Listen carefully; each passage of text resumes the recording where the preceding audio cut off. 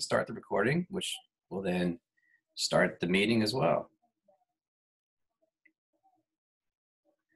All right, everybody. Thank you so much for being here today. This is going to become a monthly thing, as you know. Last month in January, I hosted the very first Principals Coffee. And that one we actually limited and had it for those who were new families to our school. And I thought it was a valuable experience for them and for me. And so we wanted to extend this now to everybody to be able to participate on a monthly basis. The recordings are, the meetings are recorded, so we'll be able to send those back out or post them on our website and our YouTube channel. And then that way anyone can revisit it anytime.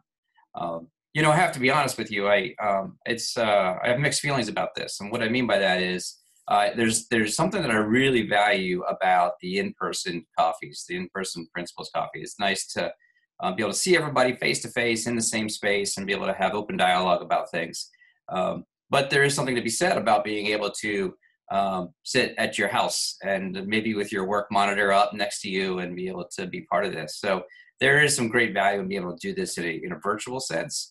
But I do miss the in-person. And maybe next year we'll be able to sort of mix it up and do every other month, I hope, in person and the other months virtual. So let's go ahead and run through it. This isn't a long meeting. It's just going to be about 30 minutes or so. And at the end, you'll have an opportunity to ask questions or make comments. But we're going to go ahead and get through these details. So out of the last meeting, the one question that was asked was, are there school counselors at St. Mary's? And that's a really good question because it's not something that we really promote or share much about, not for any reason other than it's not one of our larger services here. But we do actually have, a counselor here. In the public schools, the counselor often works with the student schedules and they work with the students in times of trouble and times of celebration. They work on state testing reports. They work on moving them on from to high school or on to college, the transcript requests. That's what a counselor's role is in a public school. Here, we contract through Commonwealth Catholic Charities. And with Commonwealth Catholic Charities, we're able to use Opal Ritchie. Opal is a wonderful resource. And Opal, in this case, she basically is, sorry, I have to admit more people here. Opal is able to actually offer services for people who just want to talk, students who want to talk, parents who have concerns about their children, but oftentimes it comes from a teacher. And the teacher who may be recognizing some behaviors in a class or maybe recognizing that perhaps some students need to have some support that isn't just readily available every day. And so Opal comes in. Last year, she was only contracted for about 6 hours per week. And then whenever COVID hit last spring, one of the things that I wrote into the new contract were more hours. And so we've almost doubled her time here in anticipation. I doubled it in anticipation that we might need her more. And in a conversation I had with her yesterday, she was talking about how it's been great that she's been able to spend more quality time with the people whom she sees. And it's been a great resource to have her here working with us. So that is our counseling services that we have here. Other support services that we have Beth Murray, who is an excellent resource. She is our instructional resource teacher, IRT. As the instructional resource teacher, she deals with and works with students who have learning, exceptional learning or differentiated learning. And so she helps those who come to us with an IEP from the county or who have had testing done outside in a private setting, and they need extra help with some of their testing accommodations or in-class accommodations. Maybe it's having tests read to them and that kind of thing. So that's where she supports us there. And she also works on the other side, which is with enrichment. As a licensed reading specialist, she's able to help in the lower grades and support the reading program that's going on, JKK 1, 2, and upward. So Beth Murray is also a wonderful support. The last thing on here, it says Cameron Gallagher Foundation. This is in its infancy for us. we've worked with them before, with the company, the organization before, and they really work on emotional support and helping students work through anxiety. It's been a topic of conversation among parents, I know, and with me as well as teachers and myself, talking about students and anxiety. And we know it's a real thing, and we know it exists. Um, and so we, the school, are now in dialogue and conversation with the Cameron Gallagher Foundation to be able to work on some curriculum and some special opportunities for our students to hear from people who can talk about and let them know they're not alone in their anxiety, and how to seek support, and how to have that time on their own to be able to sort through some of the issues. And they also offer services, virtual services for counseling and support as well. So we are working with that program to be able to offer it to our students, knowing that that's a growing situation here at St. Mary's. Oops. All right, here's the next topic I wanted to bring up, and that's summer camps. Last year, we put together a program, and then we had to not do it at all. And now this year we brought it back out. We're going to be able to offer summer camps. So this is something that may or may not be widely known at St. Mary's, but it's mostly run by run by teachers who are teachers here, and they run summer camps. It's on our website. You can visit the website to find the summer camp page. And we offer, as you can see, plenty of options from varied ages, from academics to art to athletics. And there's band, other options that I'm missing, of course, but you can find the full catalog through email and or on our website. And one of the noted at the bottom, that's a really good one, is the middle school boot camp. That program really is to help prime those fifth graders for middle school. There's, going back to the anxiety piece, some anxiety among students who are nervous about going to the big middle school, even though it's right here in our building. But with lockers and organization and managing an 8-period day with changing classes and we also run an IB program here. And with IB, it's a little bit of a different philosophy in learning. So we help to better define that and help those kids through. We've done this in many years in the past, and it's successful. We missed it the last two for different reasons. And we've noticed that the current 6th and 7th graders don't really have those same tools for those who've gone through it in the past. And so we're really excited about being able to offer it again this summer for rising 6th graders.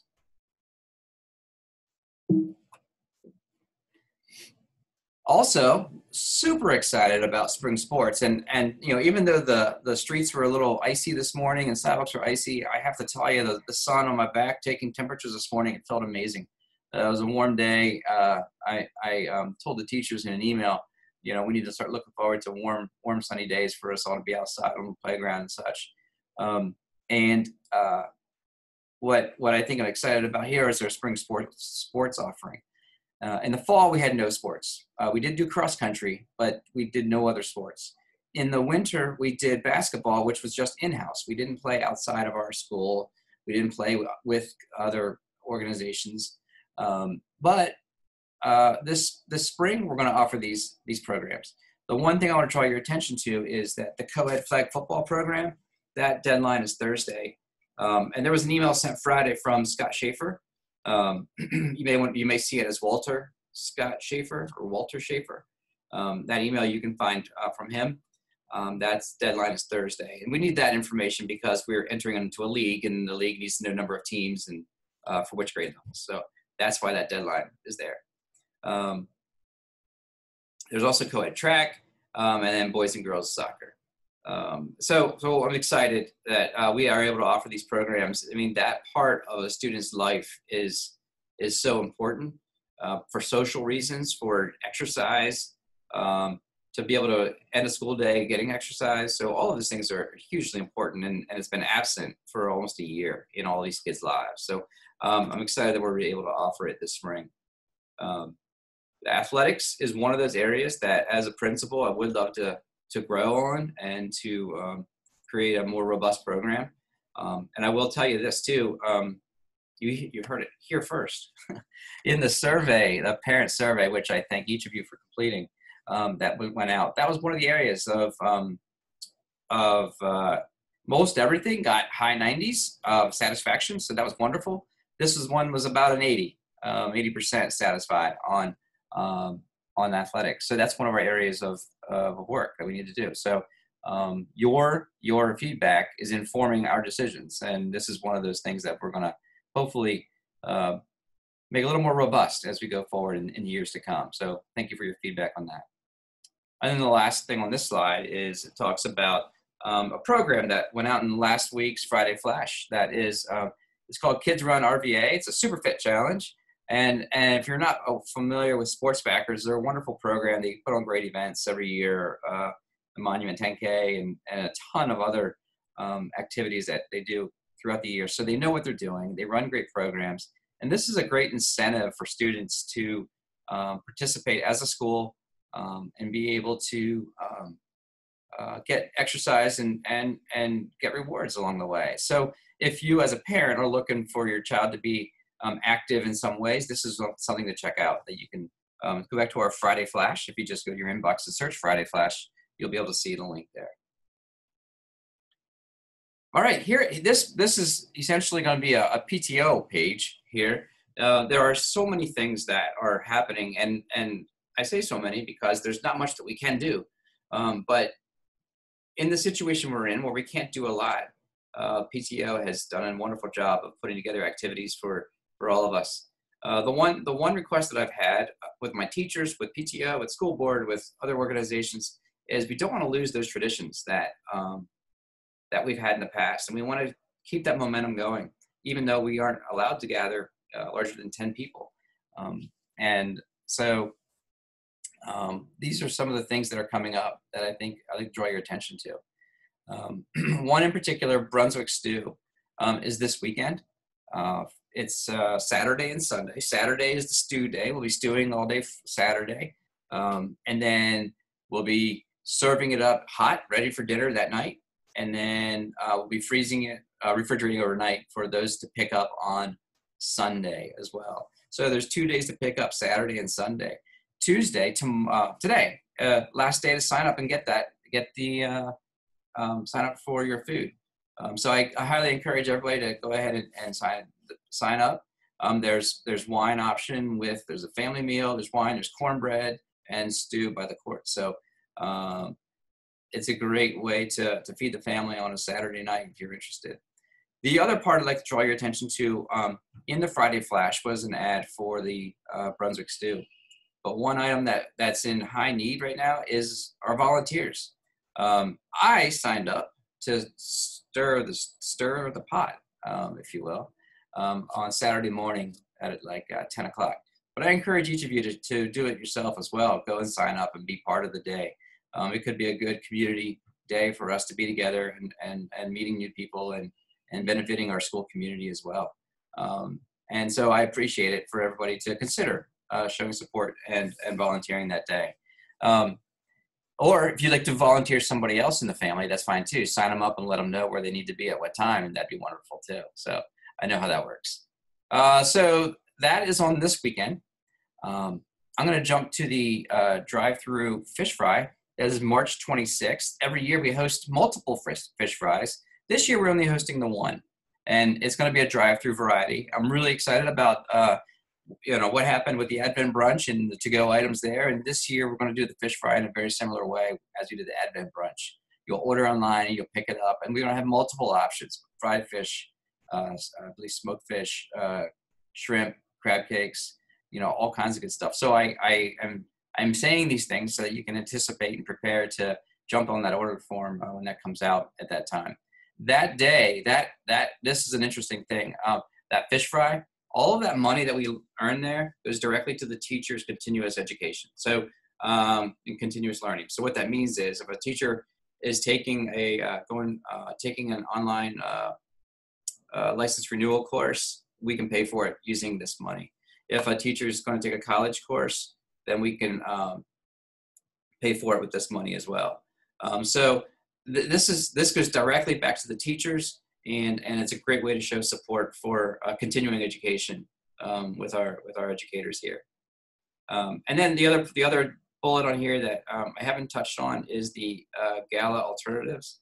And what that means is every single year we host a gala. That basically it's a wonderful community event. We come together, we celebrate what a great school we have. We also raise money for the school. In years past, we got new playground equipment. 2 years ago, we got new devices last year we got new devices for our teachers. And this just helps to, everybody got a new computer last year. So things like this would not be possible if it wasn't for the gala event. We last year did not have a physical in-person experience or a gala. It was disappointing, but we all knew we had to do that. But we ended up coming together and putting together an online auction for all the items that were available. So I say this because while we'd like to revisit and do this again this year, we know what our restrictions are, and we can't just go ahead and plan something. But we welcome ideas in which that we can, we can keep the traditions of the classroom experiences where the kids create rosaries or do a cookie plate or a cookie jar, or whatever those class projects are that they do. We want to continue to do those and be able to share those with families who have multiple generations coming or multiple students coming through, to be able to keep that tradition. So if you have ideas, you can email myself or I believe it's pto.president@stmary.org. That way you can get directly to them. But all of that information you can find under the PTO section of the website. You can email them there, or you can just email me to send those ideas. All right, and then this Friday, this is a reminder to everybody that this Friday is a day off for students. It's a day of work for teachers. It's parent-teacher conferences and planning as needed. So we set up the spring day to be one that the winter-spring conference, one that is really to have on an as-needed basis. We don't need to sit on a parade of Zoom meetings that says your kid's great, your kid's wonderful, I love your child, your kid's great. So what we've done is we've sort of reached out to say these are the ones we need to work with to sort of help usher them to the end and help them improve. And in some cases, some teachers have met up with them or reached out just to meet and chat, because they've seen some great things happening, or they've seen improvements, or it's a follow-up from the fall. So that's coming up this weekend, this Friday. That does not mean that if you have an urgency or a need to chat, that you can't. If you have that concern, you can email your teacher and say, I'd like to talk about something, and they'll schedule a time with you on Friday. So I thank each of you for respecting that request, because the day does get long when you're on a back-to-back calls all day with parents about talking about children. So being able to work out this way, I think is a good way to go. Additionally, this is some crazy timing, but when all of our teachers got their first vaccines, the time for the second one is actually this week. So many of them were able to schedule them on Friday, which is perfect because we don't have in-class instruction. So they're able to sort of work around their parent-teacher conferences and get their vaccination. So there's no need to call a vaccination day for students, and there's no reason to find coverage or substitutes on that day. So the timing is just right, and it's amazing how sometimes things just work out the way they do. So that is that's coming up this Friday. One other point that I wanted to make, and then I'll take questions and other comments, was if you didn't catch it the other week, on a Thursday night, I did a State of the School address. That link, that video has been recorded. That night has been recorded, and you can view the video from our website. It's on the homepage, on the very front homepage. You just scroll down and you'll see the State of our School address. And I think that's a wonderful place for you to go and look and see what's happening financially with our school, and academically, where we're headed, what we're looking at. And I'm not going to run through it now because that's not what this meeting is for, but I encourage you to go and check that out. The one point I do want to mention, and I have each of you to thank for this too, is our retention rate. Retention meaning students who are currently enrolled this school year, the 2021 school year, and who now, after completing re-enrollment, are coming back next year. So typically, we have about a 91% re-enrollment rate, which is actually one of the highest in our region. So that's always great. Last year, because of COVID, we dropped to 85%. There were just people who decided to, they didn't want to be in person, and so they decided to not come back. So that was a dip, and we understood why. This year, we've achieved a 97% re-enrollment rate, which is unbelievable. And I thank each of you for your trust and your commitment to our school, to Catholic education, and the sacrifices that each of you make every day to send your kids prepared and ready to learn. And that's a number I'm super proud of. I met with the superintendent last week, and she was asking questions, and that was one of the questions. And she had her head down taking notes, and when she asked me that question, and I told her, she stopped and looked at me. She was like, seriously? And I was like, yeah. People like it here. So I'm glad you're coming back, and I'm looking forward to next year when hopefully things are a little bit not nearly as tight as they are now, but we still maintain a safe environment for our kids. All right, so with that, I'm going to stop sharing my screen so I can see everybody, and then we're going to go ahead and ask questions if you have them.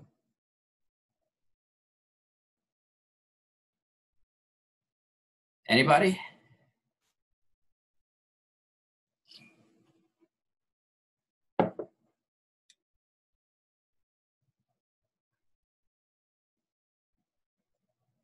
Any questions?